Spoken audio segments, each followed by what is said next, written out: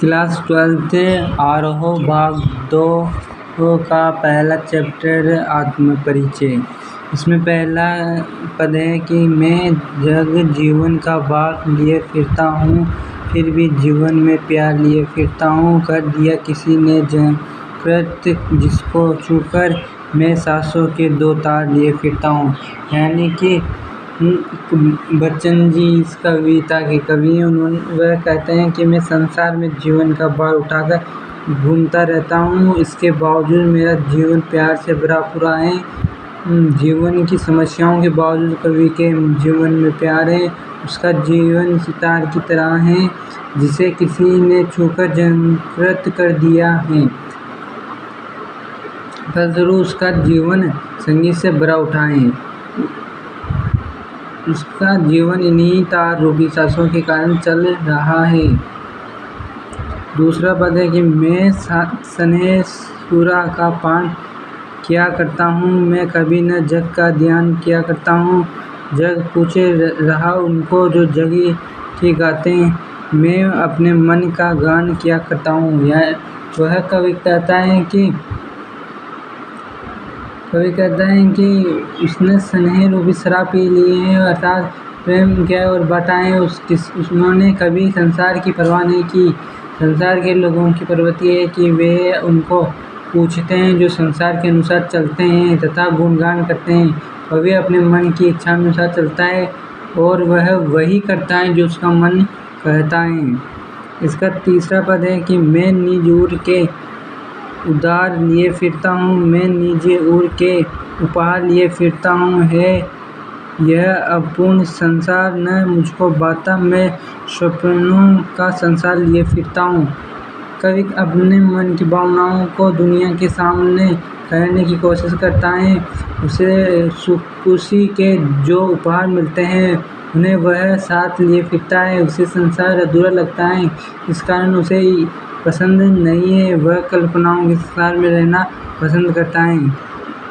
वह कहता है कि मैं अपने हृदय में आग जलाकर उसमें जलता हूँ, अर्थात वह स्वयं ही को जलाने का अनुभव करता है। मैं प्रेम में मस्त होकर सुख दुख में मस्त रहता हूँ। और कहता है कि है ये अपूर्ण संसार न मुझको बाता, मैं सपनों का संसार फिरता हूँ।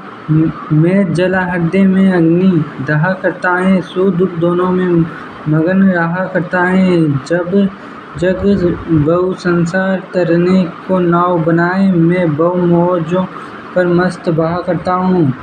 वह कहता है कि प्रेम में मस्त होकर सुख दुख में मस्त रहता हूँ। आपदाओं के सागर से लोग कर्म रूपी नाव बनाते हैं, परंतु कवि संसार रूपी सागर की लहरों पर मस्त होकर बहता है। उसे संसार की कोई चिंता नहीं है।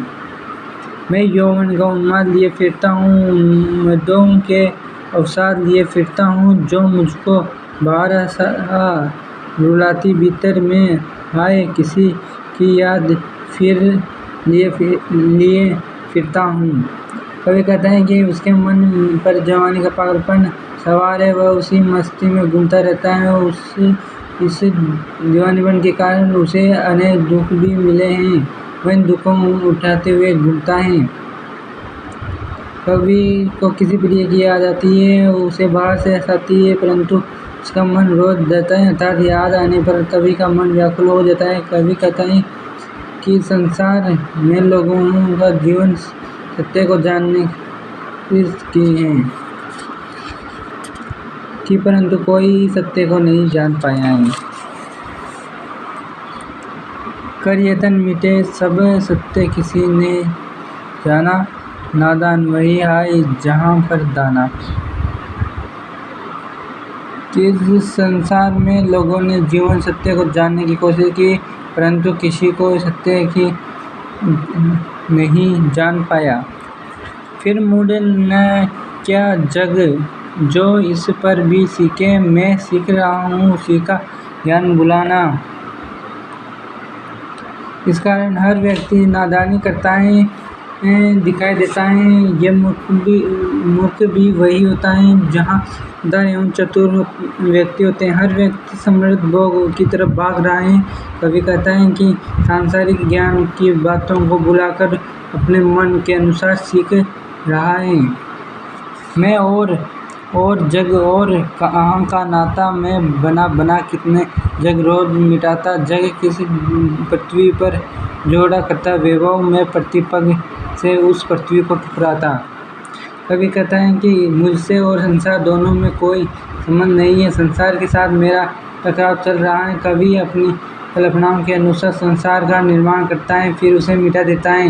यह संसार इस धरती पर सुख के साधन एकत्रित करता है, परंतु कवि हर कदम पर धरती को ठुकराता है, अर्थात वह उसके प्रतिकूल आचार विचार रखता है।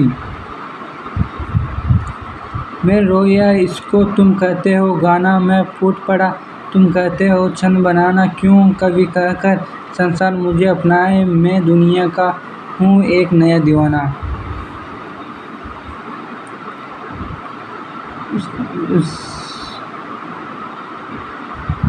उसका जीवन प्रेम के निराशा के कारण खंडहर सा है। फिर भी राजाओं के महल न्योछावर होते हैं, ऐसे खंडहर का एक हिस्सा लिए फिरता है जिसे महल का निचोड़ कर देता है। कवि कहता है कि प्रेम की पीड़ा के कारण उसका मन रोता है, अर्थात हृदय की तो व्यथा शब्द रूप से प्रकट हुई है। उसके रोने के को संसार गाना मान बैठा है। जब वेदना अधिक होती है तो वह दुख को शब्द के माध्यम से व्यक्त करता है, पर संसार इसे छंद कहता है, कवि के रूप में क्यों अपनाता है। इससे मस्ती सुनकर सारा संसार झूम उठता है। कवि के गीतों की मस्ती सुनकर लोग प्रेम के झूम जाते हैं तथा आनंद से झूमने लगते हैं। मस्ती के संदेश को लेकर कवि संसार में घूमता है, जिसे लोग गीत समझने की भूल कर बैठे हैं।